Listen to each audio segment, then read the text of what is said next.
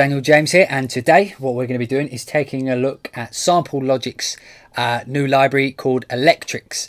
The way I'll do this, same way I always do, is I've written a little track, and what we'll do is we'll take a listen to that first, and then I'll dissect the track and talk about which bits of the library I used.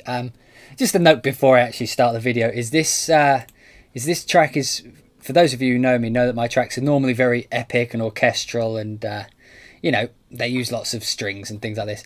Well, I thought for this one I'd actually try doing something for what it was built for, and Electrics is very much a kind of electronic music instrument, so so don't expect orchestral. It's very electronic. So here we go. We'll take a listen to the track and then we will dissect it afterwards. Okay, so here we go.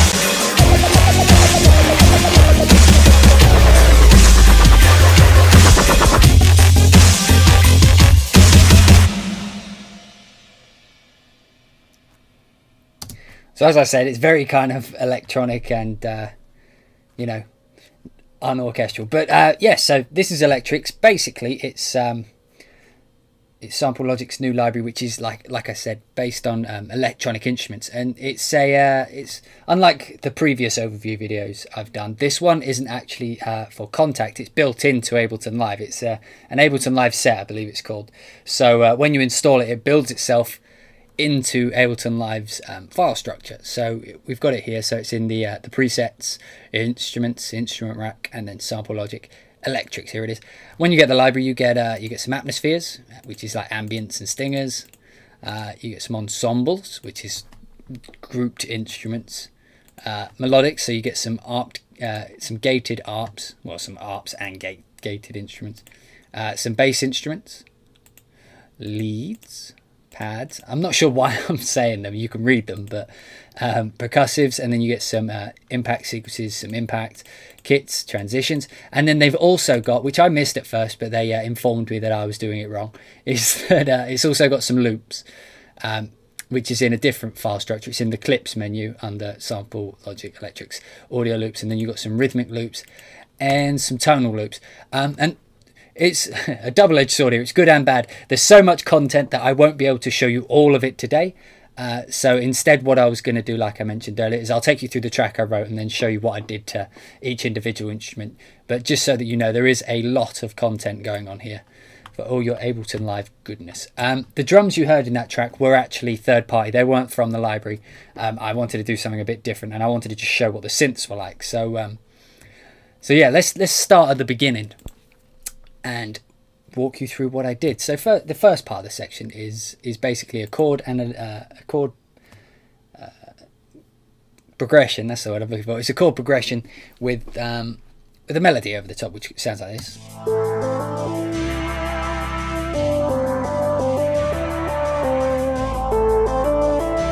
And so the main part of this is actually like I say, the chord progression. So if we just solo out this instrument, here we go. It sounds like this.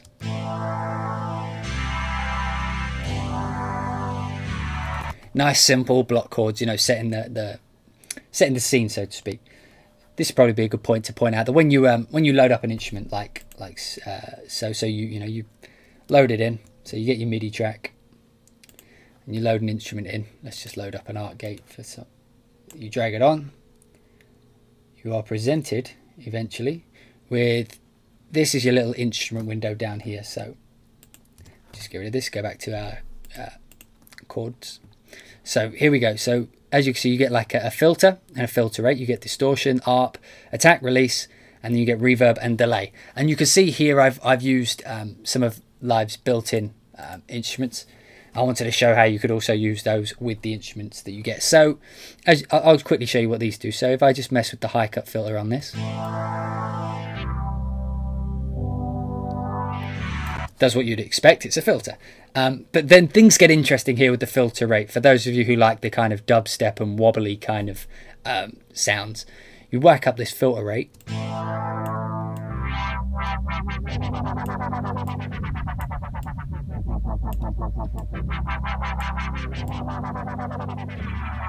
As you can see, you can get some really, you can get quite a lot of movement from two controls, two macro controls, which is awesome. And then you've got the distortion, which, as you can imagine, I mean, they're all labeled pretty much what they do. I don't know how to explain what distortion does, but I'll show you anyway. So.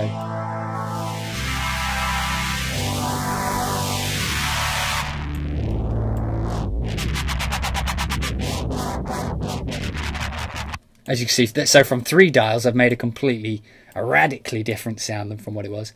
The ARP is, like it says, if you play a chord, it will arpeggiate it. I'm just playing chords there on my MIDI keyboard.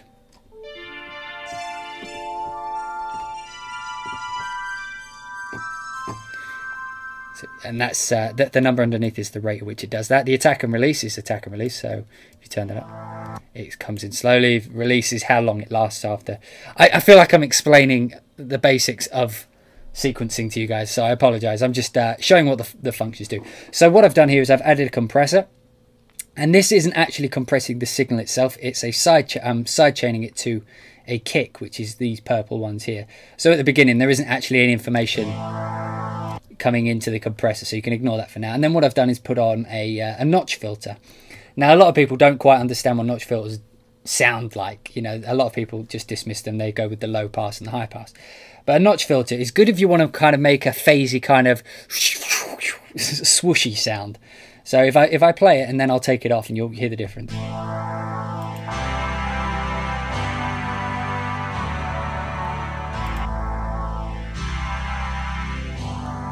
As you can hear, it's swooshing. So basically what this is doing is it's moving this. If you imagine it like an EQ, it's taking this notch, which is why it's called a notch filter. It's taking this cut of frequencies and it's just moving them like this.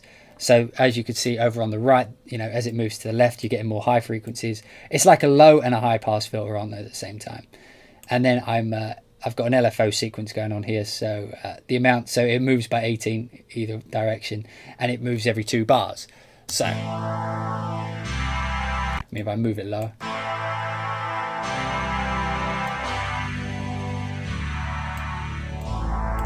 So that's what I did to that sound there. And then the other instrument over the top of that is my melody, which is on an instrument called the Invader. And as you can see here, I've got a little bit of filter on it, a bit of distortion, a little bit of reverb, a little bit of delay, and then I've also got a filter and a delay on it at the same time. So this sounds like this. As you can see, this here, I'm using the automation here on the auto filter, and it's the frequency. So this line here is the frequency moving up. You'll see it happen. Slowly opening.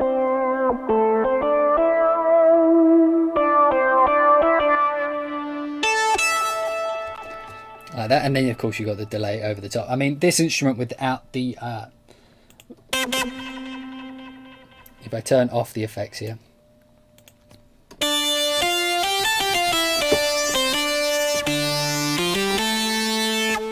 it's got a nice kind of attack to it. I think it's got a pitch envelope on the actual attack of it. It's got a kind of a whippy kind of sound, so you can, if you put a bit of ARP on it.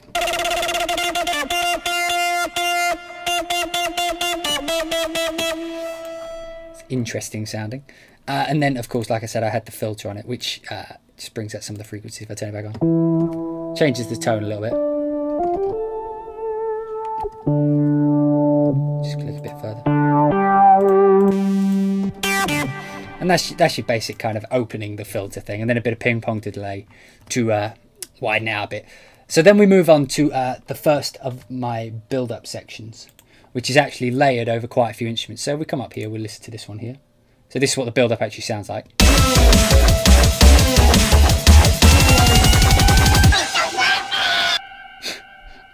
It's so fluff. Anyway, so the first one sounds like this. This is on a bass instrument called Dub number 1. So this sounds like this.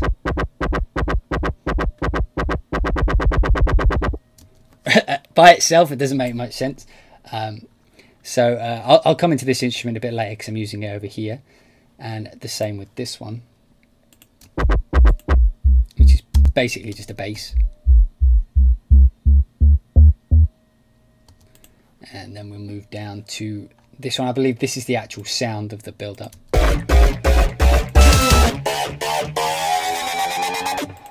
So let's talk about this instrument. This is the Swamp Killer. So on this one, you can see what I've done here. I've actually loaded it up quite a lot on the distortion with this one, and the tone of it as well. And you can see anything that's got a little red dot next to it, by the way, is an automation, which means that I'm affecting that thing. So as you can see, I'm messing with the tone as it goes through the track. And then the EQ, over here I've got a bit of an EQ craziness. But let's just focus on this intro section. So as you can see here, there's you may have noticed at the end of that line, it pitch shifts up. So it goes.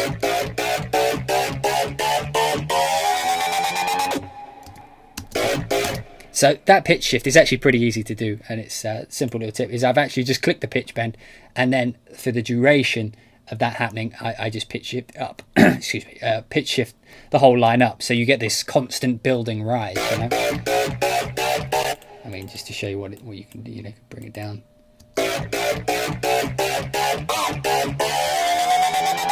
Not that you would want to do that, but you know, just to show you it can be done there. And then the next little instrument we got is this. And this is like a very kind of trancey, leady kind of sound. A trancey leady?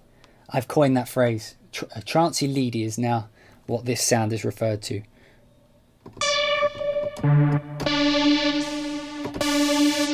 And on the mod wheel here, as you can hear, it's actually there's a filter on the mod wheel, which is cool. So this is one of the ones that's got the filter rate. So if I wanted, I could put a closed filter on this one.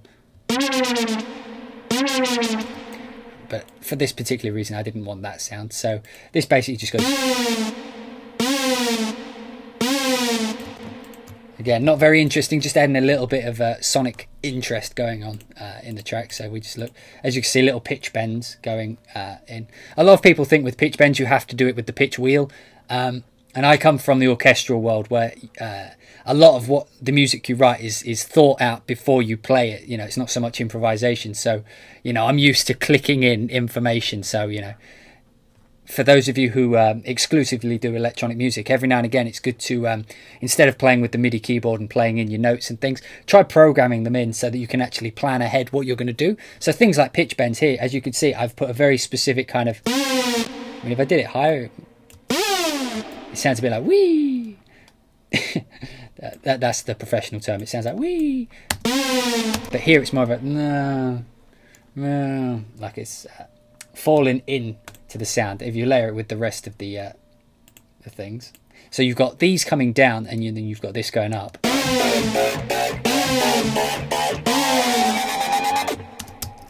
And this isn't in the library, but me and my girlfriend were watching Despicable Me, so I put these in for her. It's so fluffy. Anyway, it's a bit of a side tangent there. So then we move into the main section, which just to remind you sounds like this.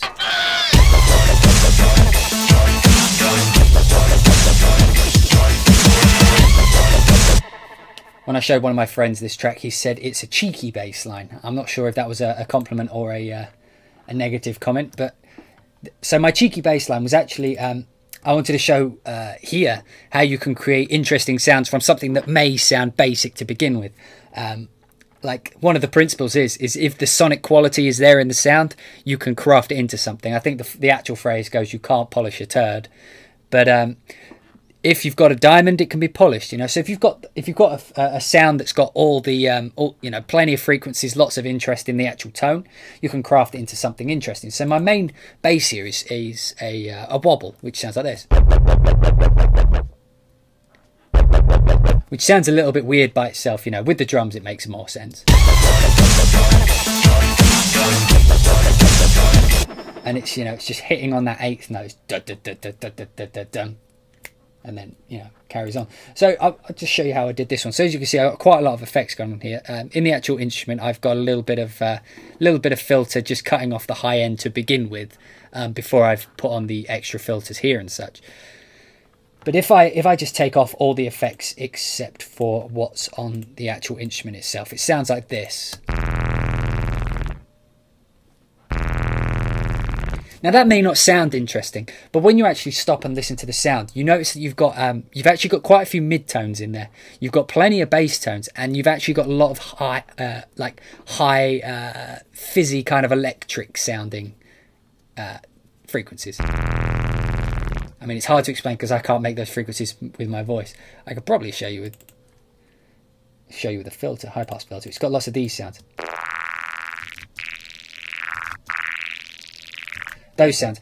And a lot of people kind of underestimate how important that is when you're doing a wobble or a bass kind of sound. You see, that's important because when you've got something like an auto filter here, basically what an auto filter does is by this amount and this rate, this will move up and down like this, essentially. And if you've got no high frequencies there, it'll just go.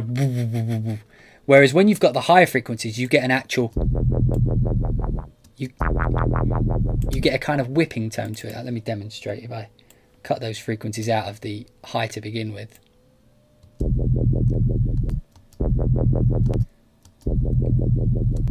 Can you hear the difference? You're just getting a... Whereas when you've got it up here, it's got more of a kind of grit, bit of an edge to it, which is very important when we get to the later stages with the overdrive here. So so I've put the wobble in with the auto filter, and then I've compressed it, which is my basic way of turning things up.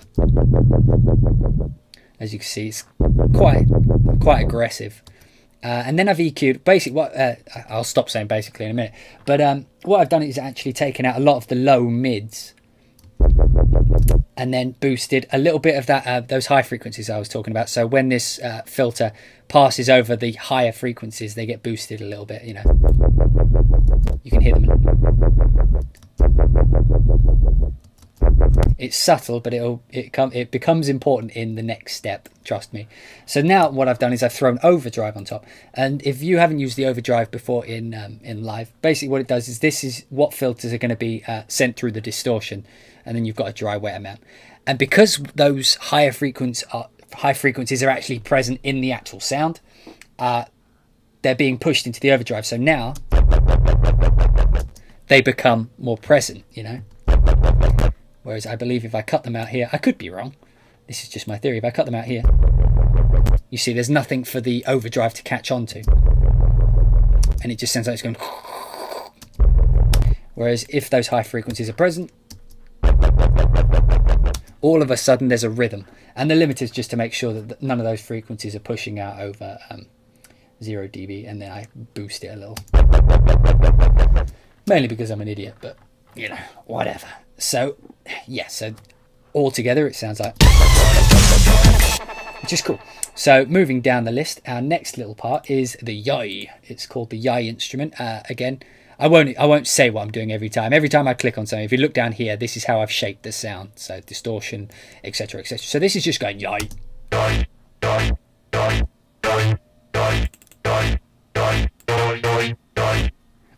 And that is actually on an offbeat. If I put the kick in for the sidechain.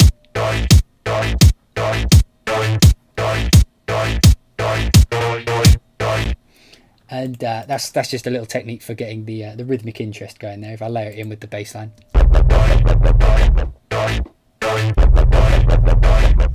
Adds to the rhythm. Those of you who know me know I like rhythmic offbeats. So there we go. So we'll move down a little bit to... This one's called the Bad Aspen Trance. Sounds like this, which we already went over. Again, I'm doing more of these pitch bends. I mean, that's not actually how they sound. They sound like this, you know. Super saw kind of sounding, but I like to pitch bend them because they sound more interesting like that. You know, in the mix, you can't hear them very loud, but they're very subtle. But they add that little. They had like a statement, you know. They had an enunciation to the statement of the, you know, the rhythm that's coming up. So we'll move down. We've got this little rhythm here. Let's take a listen. Actually, let's take a look at it. Where is it? There it is. So let's take a listen to this one. This one's called the Raging Bulls. So here we go. Let's take a look.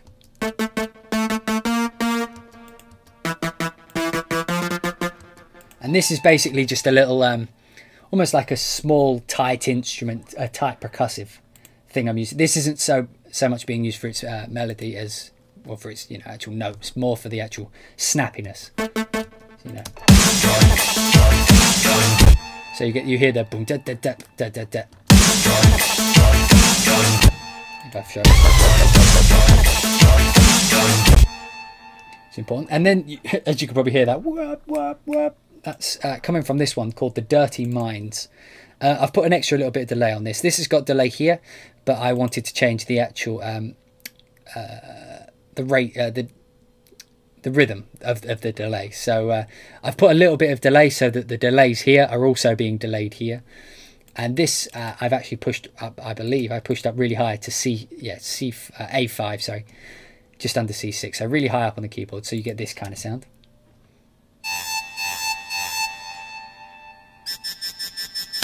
And what I actually did with this one as well, I remember, is I pushed the attack up really fast so that when it hits, it doesn't go beep, beep, beep. It goes whop, whop, whop. You know, it's got a fade into it. If I turn this down, which still works, I mean.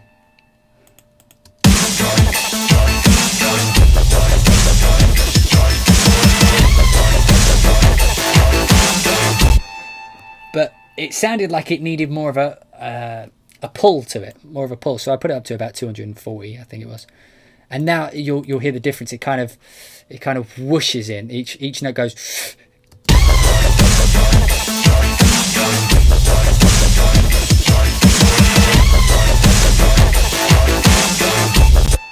Just solo it again.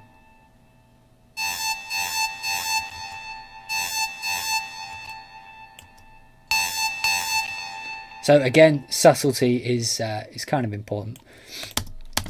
Down here we've got the chord pad again, and now this isn't playing the chords anymore. It's playing like a really kind of creepy, weird rhythm. It's a pad, and I'm using it really rhythmically, so you get a lot of kind of mushiness. Just unmute that one.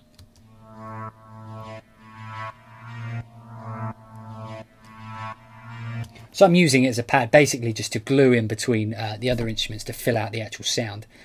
And as you actually, you may have heard, it's actually being picked up in the compressor, but I'll show you the sidechain compression over here where it's actually more enunciated. So moving down, actually, no, let's move down. So these, again, are very subtle. Pretty much everything except the bass in this is subtle.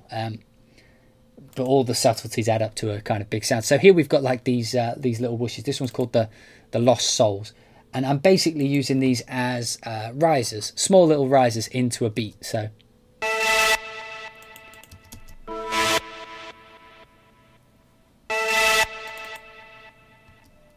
which is I don't think I'm pitch bending these or anything. Yeah. So these are just as is pretty much. Yeah, that's what I'm doing with this. So I'm automating the distortion. So if you watch the distortion.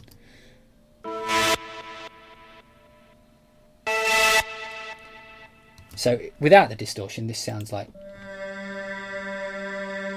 But then with the distortion, it sounds... No distortion. With distortion. And then going from the no distortion to distortion gives you a kind of a rise in volume. Sounds like this.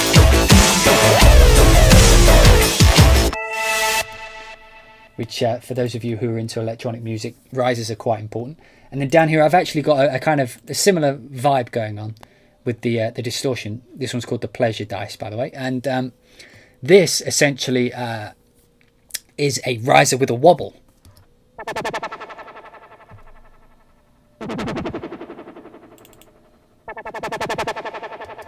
And again, it's going to be hard to hear, but if I turn it up, you might be able to hear it.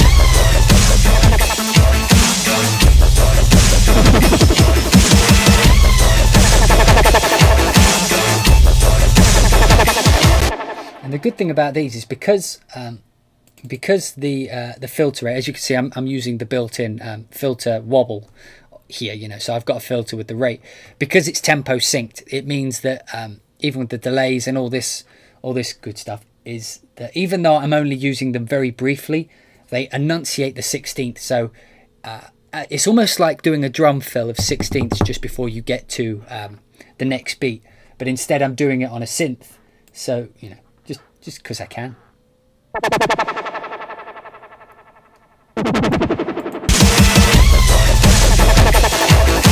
It's almost like a drum fill is how that's being used. Okay, so one last part of this section, I think. Oh no, a couple more. So here we still got the yays, and then I bring in one of the build-up instruments to double the yays.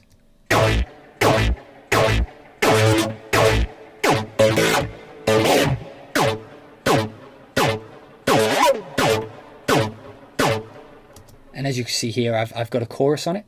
If I just take the chorus off so you can hear what it's like without it, and the EQ.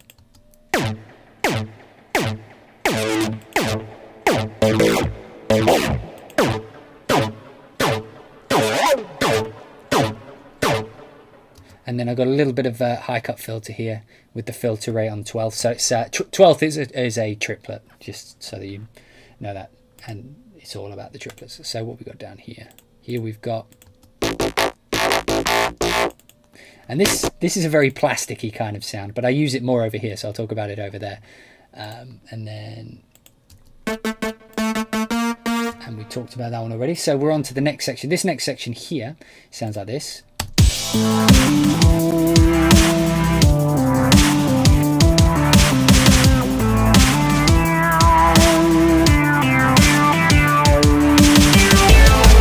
Which is basically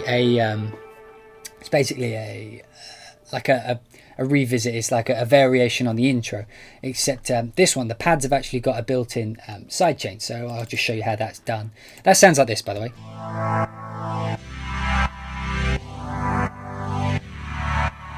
Where if you remember, the beginning didn't have it and just sounded like this.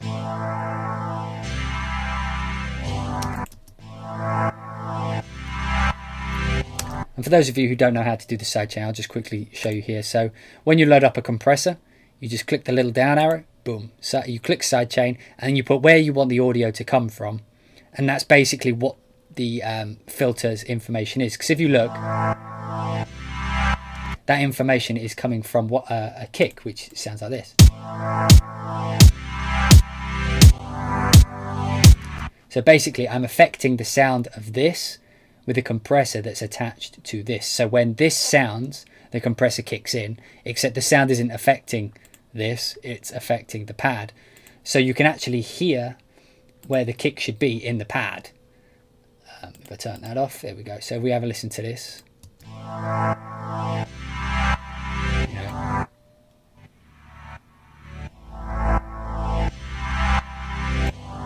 And I just wanted to make it a little bit more rhythmically interesting there, because the drums are actually in at the same time. So instead of just having flat pads, if I just turn it off,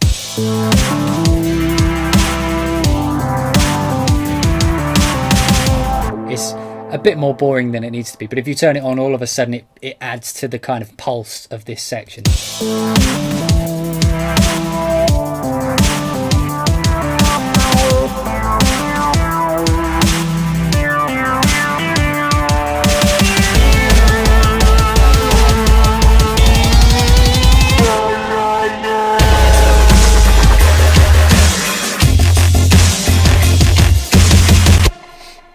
Again, another little drop with banana in it this time, I believe. Oh.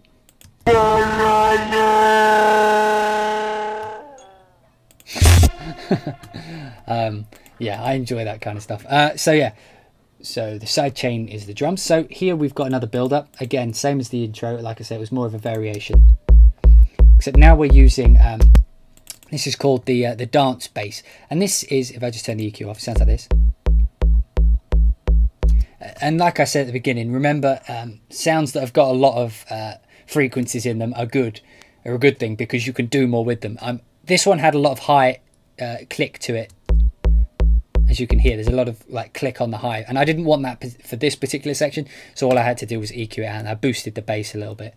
I say a little bit, I did it quite drastically, but basically just boosted around 40 for the subs, 42.3 for the specifics, and you know, that just builds up. And then we've already done this one before.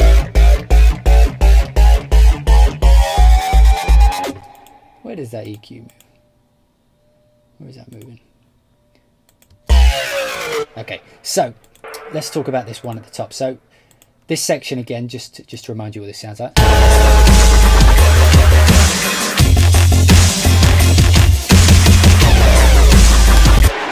So there's a lot of sounds there you've already heard, like the super saws, you know, pitching down. But then we've got this instrument here, the dub one, which sounds like this. And I'm basically just using this like an aggressive wobble. And as you can hear, there's not much bass going on. There's a little bit. But so I've got a bit of auto pan, you know, moving it left and right.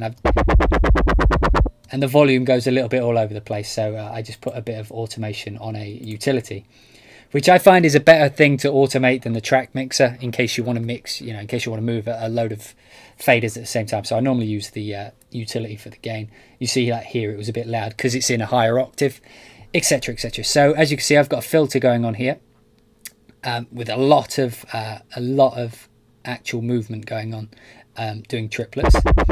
But I actually automated here the auto filter, the sync rate, which is essentially the sync rate is essentially this dial. So how fast, if you watch the dial here, so it's on 12s here, which are triplets, and it snaps to 8. So the first one goes do, and then the second one's in 8s, and then the third one is 12s again. And that's done, like I say, just by, you know, you could put on your pencil tool and draw in, and you can see it's changing the actual rate amount. I mean, it doesn't matter where this is. I mean, like, so if we watch it play now, you'll see it'll change to 48s at one point. Change to 48s, 24s, 12s, 8s. There we go. Just in time for the actual note to sound. And then there's this little bit over here which sounds like this. Now that's actually a lot of things doubled together, but on this instrument, what I did with it was played it up really high and then stuck it on 12th on triplets. So it sounds like this.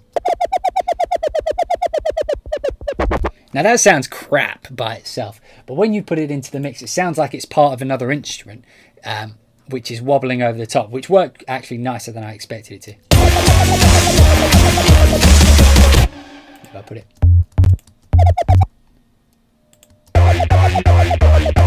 Sounds like it's part of this one, I think.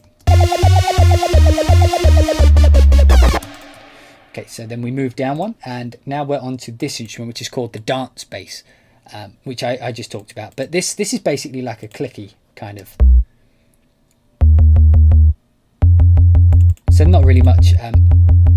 This one's more just a functional instrument. You know, I'm using it as set. You know, it's got a filter rate, but there's not really much sounding. Most of the time when I'm doing this, I'm just doing it to add a little bit of interest, so it's not just a flat kind of sound. So we move down to the Swamp Killer, which we heard before. This was this, but now I'm using it. Now over here, as you can see, I've changed the rate. If you watch the rate here, look over here, it's actually doing a rhythm. So this is moving up and down at eighths. But now I'm using it at 1, which means every 1 bar it moves by the 12.6 amount. So now it's more, instead of being a wop wop wop, it's now a whir, kind of a, almost like a voice box, like a yai, but not. And because I got the overdrive on it, it sounds quite aggressive. I turn that off, not quite as good. You know, that's what we want to hear.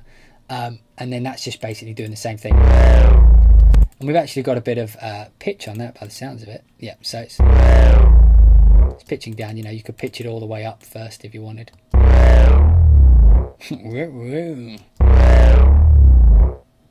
You can get some really interesting sounds with the pitch bend. So that's the Swamp Killer. We've done that one. So now we move down to the Yai, which is just going. So after this, as you can hear, the Yais are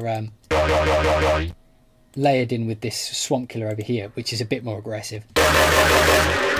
Remember, when you lay, I'll just mention this now. When you layer things together, a lot of people miss this as well. When you layer things together, your brain can only take in one bit of audio information at the same time. I mean, you take it in, but you can only really focus on one at a time. So if you've got things that are layered, a lot of the time your brain takes it in as one individual sound. So as you can hear, like the yai, should probably solo that.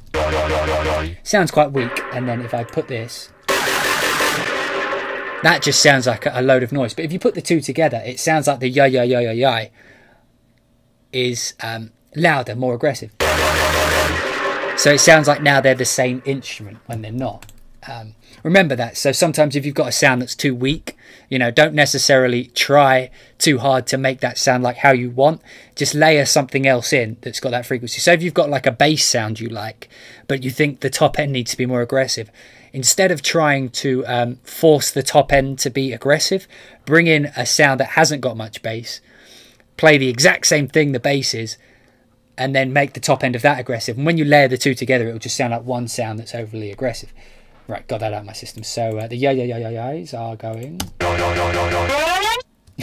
Yeah, so that was just to add a little pitch bend here.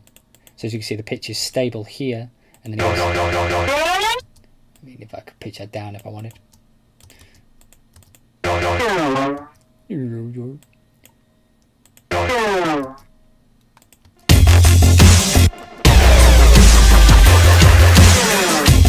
Let's keep it down for now. Sounds quite cool.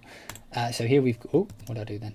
So this is the aggressive thing. As you can see here, I've got a lot of automation going on. So here you can see that on the offbeats of this instrument. So you got the... which is your pitch bend here. With a bit of wobble, I heard. Yeah, a bit of wobble going on here. I mean, there's not much. It's that, but subtle. And then, as you can see on the distortion here, the distortion turns on for the da da da da da, which makes the yai sound more aggressive. And then it switches off, which cuts it all down. And also, I do this effect, which a friend told me about, is that you can get some really cool sounds if you automate the EQ, do an EQ sweep while it's happening. It's basically like a reverse filter. If I turn that off, sounds okay. But if you turn it on, you get an actual kind of, you hear that kind of mid frequency a lot more aggressively. And this section was all about the aggression. So move down to Fancy Footwork, which sounds like this.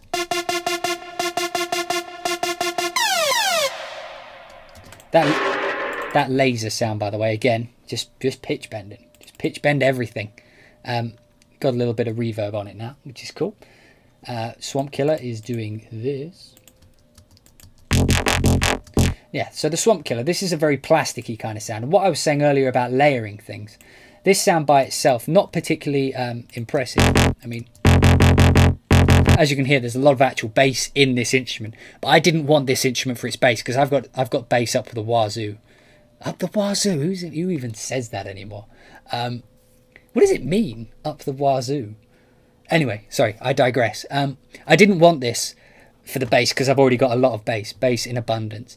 Phrases everywhere.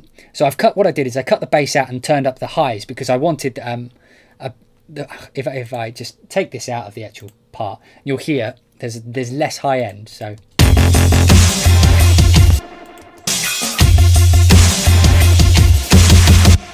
as you can probably hear, it's now going. But if you put this in, and your brain tells you that that's part of the bass instrument with a distorted high end. So I want, like, the bass had the bass end to it, but I didn't want to fiddle with the filter because the filter is doing something specific. So to get the high frequencies, I layer in another instrument, cut the bass out of it, so it now sounds like this. I'll play it with it first. So I took out the bass and boosted the highs. So now it's a bit more kind of plasticky. Then I put a notch filter with a bit of movement. I'll take that off. As you can hear, it's got that kind of phasey kind of sound. And then the overdrive kicks in. The overdrive doesn't kick in at all. Oh, it kicks in for the beginning bit over here. Which again, this was being layered with this. Just, you know, cool little layers. So yeah, I'm using this as a layer instrument, and then we've got it over here in this section, which is pretty cool. What have I done here? I actually turned the track volume up a little bit there. I went against what I said earlier about the utility, but ignore that. Ignore that. I'm allowed to be a hypocrite. So again, this section was all about layering.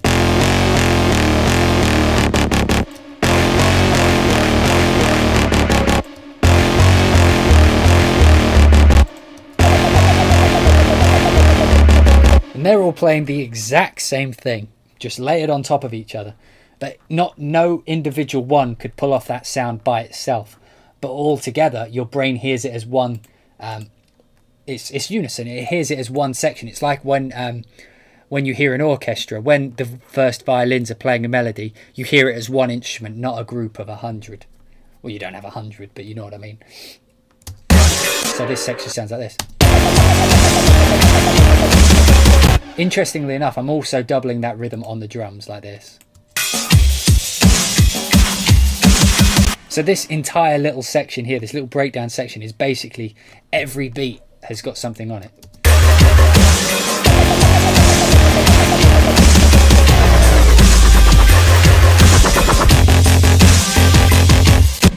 And then just to finish off that section, the Swamp Killer, I bring back down to the wobbles.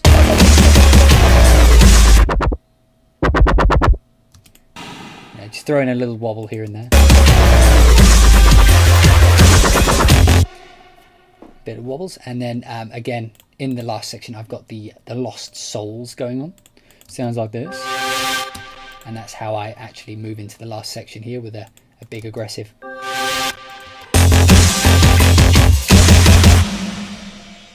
Boom. So yeah, that's pretty much how I built this track with the sounds. Like I say, you get a lot of actual instruments in it. I believe that the synth, all the synths that you saw here, I believe they're actually going to be included in the live set. So if you purchase this library, you will be able to open up a remixed version. Because I use third-party samples, basically Sample Logic remixed it. They put different percussion and stuff to it. But the synths, all the synths that you see here, you will be able to play with and dissect and, you know, see how I use them and, you know, manipulate them, copy them into your projects and try them out that way. Yeah, so they'll be included. So, you know, you can get your hands on and fiddle around with what I actually built here. And now that this video was more of an explanation of what I did and how I did it. So, you know, you've got a good understanding. And by all means, you know, rip off some of my... not rip off, but imitate some of my techniques, particularly layering. I mean, layering is one of those like subtleties that differentiates between, you know, like someone who kind of knows what they're doing and someone who has no idea at all. You can hear a forced kind of sound, you know, when someone's tried to get a sound out of one instrument when, you know, it should have been built with 5 different ones. I mean, there was a few things I didn't include in my actual track, like ambiances, for example. So like if I just drag one of these in, so you get like all sorts of sounds. I mean, you know, Birdland.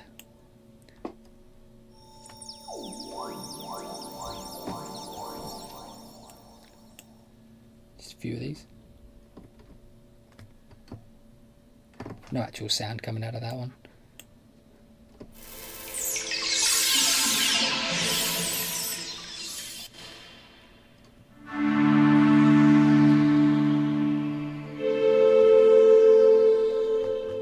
But yeah, all in all, this library is a really good like if you're looking for electronic instruments. I mean, when they explained it to me, they explained it as dubstep, but the way I see it is more actually it's more electronic. It covers more than just the dubstep. I mean, I can understand why they think it's dubstep because of the built-in filter rate, which is actually really powerful, like I showed, you know, so you can get a lot of movement within the instruments. But I think it's more geared towards electronic music in general, you know. It's because it's got like the stingers, it's got like leads and pads and gates and impacts and all these types of things. So if you've got Ableton Live, you know, and you're into electronic music, I'd say this is a pretty useful tool for you to actually use. I apologize if this doesn't live up to, you know, electronic music standards. You know, I'm primarily an orchestral film composer, but I thought I'd at least try out electronic music for demonstrational purposes. But yeah, as you could see, you know, the library made it pretty easy for someone like me to, you know, produce some quite interesting sounds with it, and, you know, plenty of movement with the built-in effects and stuff. And one of the things is all these, you know, like if I just solo the synth section, all of these you can do with just Ableton Live. I didn't use any external processing on these actual synths here, just the built-in Ableton Live ones.